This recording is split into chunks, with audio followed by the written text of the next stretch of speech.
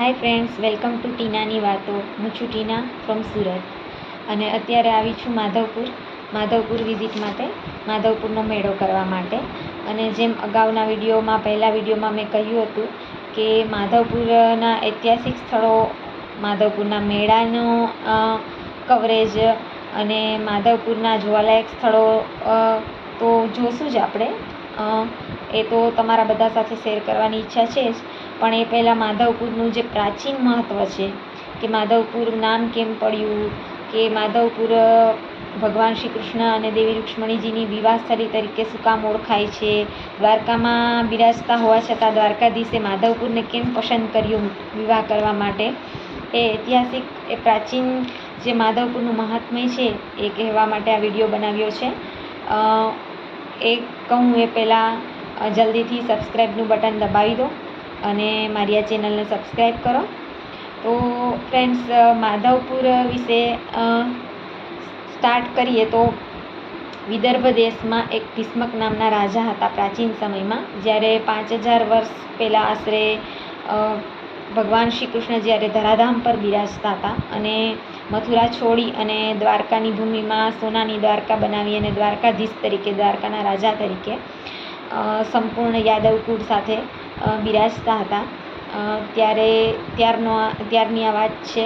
અને વિદર્ભ દેશમાં કુંદનપુર નામનું ગામ, ત્યાં ભીષ્મક રાજા અને એમની સ્વરૂપવાન અને ગુણવાન એવી દીકરી દેવી રૂક્ષ્મણીજી, અને એ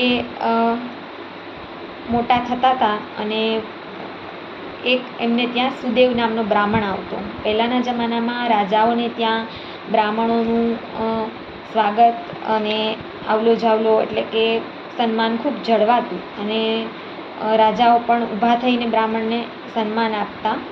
અને એવી જ રીતના ભીષ્મક રાજાને ત્યાં સુદેવ નામના બ્રાહ્મણનો આવલો જાવલો રહેતો. અને ભીષ્મક રાજાને ત્યાં સુદેવ બ્રાહ્મણ જાય અને દેવી રૂક્ષ્મણીને જોવે તો એને એમ જ થાય કે આટલી સુંદર અને સ્વરૂપવાન અને ગુણવાન કન્યા તો દ્વારકાધીશજી જેવા વરને જ મળવી જોઈએ. એટલે દ્વારકાધીશજીની યશગાથા, દ્વારકાધીશજી એટલે કે ભગવાન શ્રી કૃષ્ણની બધી લીલાઓ, એમની વ્રજલીલા છે, મથુરા લીલા છે, અને દ્વારકામાં પણ એમના પરાક્રમો, જે એમની લીલાઓ છે એ બધું રૂક્ષ્મણીજીને સંભળાવતા. અને રૂક્ષ્મણીજીને વધુને વધુ જાણવાની ઈચ્છા થતી અને ખૂબ આનંદ આવતો. અને મનોમન દેવી રૂક્ષ્મણીજી ભગવાન શ્રી કૃષ્ણને વરી ગયા હતા અને નક્કી કર્યું હતું કે વરીશ તો આને જ વરીશ, એટલે કે ભગવાન શ્રી કૃષ્ણને જ વરીશ, લગ્ન કરીશ તો એની સાથે જ કરીશ. આ બાજુ એમના પિતા ભીષ્મક રાજાને વિચાર આવ્યો કે હવે રૂક્ષ્મણીજીની ઉંમર લગ્ન કરવા યોગ્ય થઈ ગઈ છે, તો આટલી સુંદર દીકરી છે મારી, તો ભીષ્મક રાજાએ સ્વયંવર રચવાનું નક્કી કર્યું. એટલે આ બાજુ દેવી રૂક્ષ્મણીજીનો સ્વયંવર રચાણો. દેવી રૂક્ષ્મણીજીને એક ભાઈ હતો, એનું નામ રૂકમી હતું. તો રૂકમીને શિશુપાલ એક હતા, શિશુપાલ નામનો એક રાજા હતો, એની સાથે સારા સંબંધ હતા. અને રાજકીય જોડાણ વધે અને એની મિત્રતા પણ સંબંધમાં ફેરવાય એ માટે રૂકમીનો એવો પ્રયત્ન હતો કે એમની બેન રૂક્ષ્મણી, એમની બેન રૂકમીની બેન રૂક્ષ્મણી એટલે કે દેવી રૂક્ષ્મણી, જે મહાલક્ષ્મી સ્વરૂપા કહેવાય, એ શિશુપાલને વરે એવી એમના ભાઈ રૂકમીની ઈચ્છા હતી. એટલે એનો પ્રયત્ન એ હતો કે શિશુપાલને રૂક્ષ્મણીજી વરે. એટલે જાણી જોઈને દ્વારકાધીશજીને આ સ્વયંવરમાં આમંત્રણ આપવામાં ન આવ્યું. અને આ બાજુ દેવી રૂક્ષ્મણીજી તો ચિંતામાં પડી ગયા કે હવે સ્વયંવર રચાણું છે દ્વારકાધીશજીને તો આમંત્રણ નથી, કૃષ્ણ ભગવાનને તો આમંત્રણ નથી, અને હું તો બીજા કોઈને વરવાની નથી. એટલે સુદેવ નામના બ્રાહ્મણને એક પત્ર લખીને દીધો, જે ભાગવતજીમાં રૂક્ષ્મણીજીના પત્ર તરીકે, જેમાં રૂક્ષ્મણીજીએ ઘણું બધું સુંદર વર્ણન ઠાકોરજીના ગુણોનું કર્યું છે. ઠાકોરજીને કદી ભગવાન શ્રી કૃષ્ણને જોયા નથી, પણ સુદેવ નામના બ્રાહ્મણના મોઢેથી એમના યશ ગાથા, એમના વખાણો સાંભળ્યા છે, એમના ગુણો સાંભળ્યા છે. અને મનોમન જે છબી એમના મનમાં ઊભી થઈ છે, અને એણે જે એ પત્રમાં, રૂક્ષ્મણીજીનો પત્ર છે એમાં જે લખ્યું છે એમાં એક નામ બહુ જ સુંદર છે અને ભાગવતજીમાં પણ ખાસ એના ઉપર ભાર મૂકાણો છે. અને એ નામ ભગવાનનું છે ભુવન સુંદર. ભુવન સુંદર એટલે આખા ભુવનમાં એના જેવું કોઈ સુંદર નથી. અને એકચ્યુઅલી હકીકતે ભગવાન શ્રી કૃષ્ણથી સુંદર તો આ ભુવનમાં કોણ હોઈ શકે? 14 લોક બ્રહ્માંડનો અધિપતિ છે, એનાથી સુંદર તો કોણ હોઈ શકે? એટલે આ નામ મને પણ બહુ ગમે, ભુવન સુંદર. ઠાકોરજીનું કેટલું સુંદર નામ છે, ભુવન સુંદર.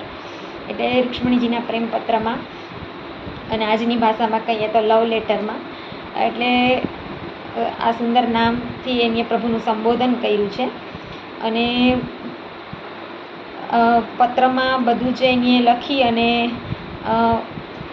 સુદેવ નામના બ્રાહ્મણને કીધું કે દ્વારકા આ પત્ર મારો સ્વયંવર થવા જઈ રહ્યો છે, તો એ પહેલાં દ્વારકાધીશ સુધી પહોંચાડો. એટલે સુદેવ નામના બ્રાહ્મણે એ પત્ર દ્વારકાધીશજી સુધી પહોંચાડ્યો. એ પત્રમાં રૂક્ષ્મણીજીએ બધું જ લખેલું હતું કે સ્વયંવર રચાવાનો હોવાથી અને રાજકન્યા હોવાને લીધે સતત રાજકુમારીઓ પહેરામાં રહેતા હોય છે, પણ લગ્ન મિશે અને લગ્ન નિમિત્તે દેવી પૂજાનો ક્રમ હોય છે.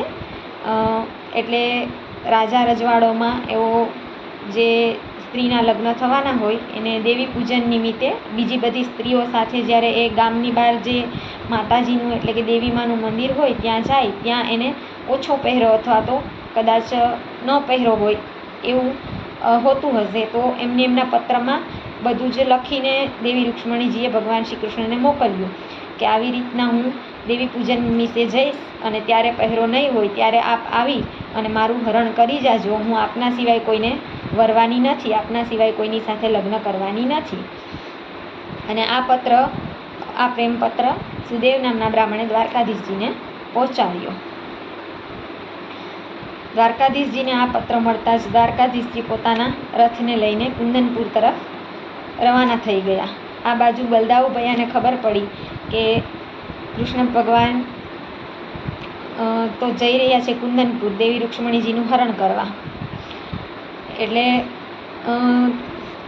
દાઉભાઈ મોટા ભાઈને તો ચિંતા હોય જ, એટલે એમણે એમની સેના લઈને કૃષ્ણ ભગવાનની પાછળ, કારણ કે ખબર જ હતી કે જેવું હરણ કરશે એવું આવેલા બધા જ રાજાઓ પોતાના રથ લઈને કૃષ્ણ ભગવાનની સાથે યુદ્ધ કરવા માટે પાછળ આવશે.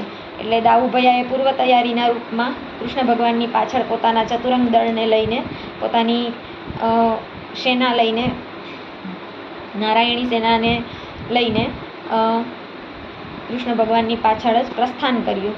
આ બાજુ રૂક્ષ્મણીજી સુંદર તૈયાર થઈ અને દેવી પૂજન નિમિત્તે સખીઓ સાથે ગામને બહાર દેવી માતાના મંદિર તરફ નીકળ્યા, પરંતુ મનમાં એક ચિંતા હતી કે ક્યારે પ્રભુ આવશે. વિશ્વાસ હતો કે પ્રભુ આવશે જ, કારણ કે પ્રભુ હંમેશા ભક્તોના મનોરથ પૂર્ણ કરનાર છે. અને જે ગુણો સુદેવ નામના બ્રાહ્મણ પાસેથી રૂક્ષ્મણીજીએ સાંભળ્યા હતા, એ ગુણો ઉપરથી એટલી તો દેવી રૂક્ષ્મણીને ખાતરી જ હતી, ખબર જ હતી કે પ્રભુ એમનો મનોરથ અને એમની ઈચ્છા પૂરી કરશે અને એને લેવા આવશે જ.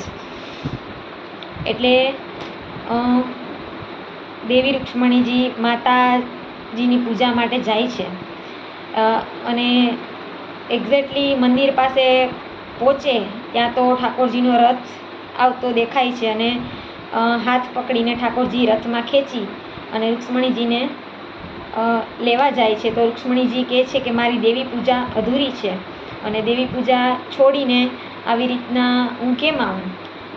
તો ભગવાન શ્રી કૃષ્ણ કહે છે કે માતાજીને એટલે કે યોગમાયા દેવીને પણ સાથે પધરાવી દો, પૂજા તમારી જ્યાં મુકામ કરશું ત્યાં પૂર્ણ કરશું. એટલે દેવી પૂજા અધૂરી હતી તો માતાજીને પણ, દેવી અંબા માતાને પણ સાથે લઈને રૂક્ષ્મણીજી ઠાકોરજી ભેગા, ભગવાન કૃષ્ણ ભેગા રથમાં બેસી ગયા. અને કૃષ્ણ ભગવાને એકદમ રથને દોડાવ્યો અને કુંદનપુરમાં ખબર પડી ગઈ કે ભગવાન શ્રી કૃષ્ણ તો દેવી રૂક્ષ્મણીજીનું હરણ કરીને ગામની બહાર નીકળી ગયા છે. આ બાજુ જે આમંત્રિત રાજાઓ હતા, રૂક્ષ્મણીજીના ભાઈ રૂક્મી હતા, શિશુપાલ હતો, એ બધા પોતપોતાની સેનાઓ લઈને કૃષ્ણ ભગવાનની પાછળ દોડ્યા. આ બાજુથી બલદાઉજી પણ પોતાની સેના લઈને આવી ગયા અને કૃષ્ણ ભગવાન અને બલદાઉજીએ પોતાની સેનાઓ સાથે આ બધા જ રાજાઓને હરાવ્યા અને માધવપુર તરફ આગળ વધ્યા.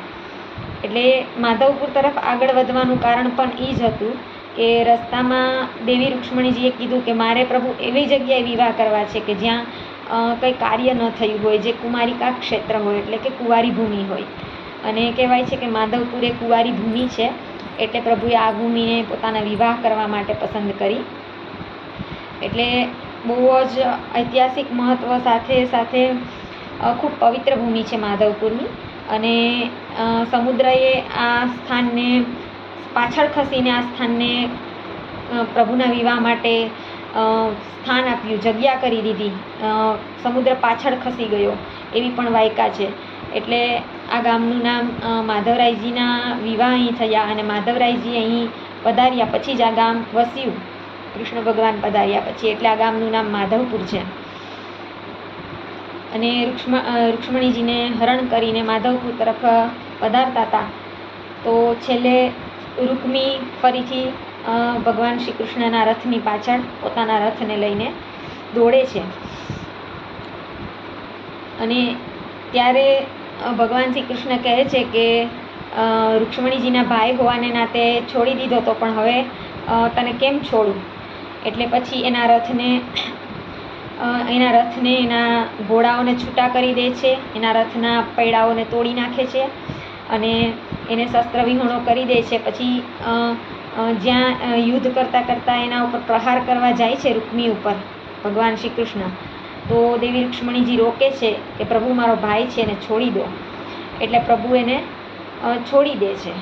અને પછી માધવપુર પધારે છે પ્રભુ. અને ગૌધુલિક મુહૂર્ત એટલે કે ગાયો જ્યારે ચરીને પાછી ફરે ને એ સંધ્યાનો સમય હોય એને ગૌધુલિક મુહૂર્ત કહેવાય, જેને ખૂબ શુભ માનવામાં આવે છે. અને ગૌધુલિક મુહૂર્તમાં પ્રભુએ અહીંયા વિવાહ કર્યા.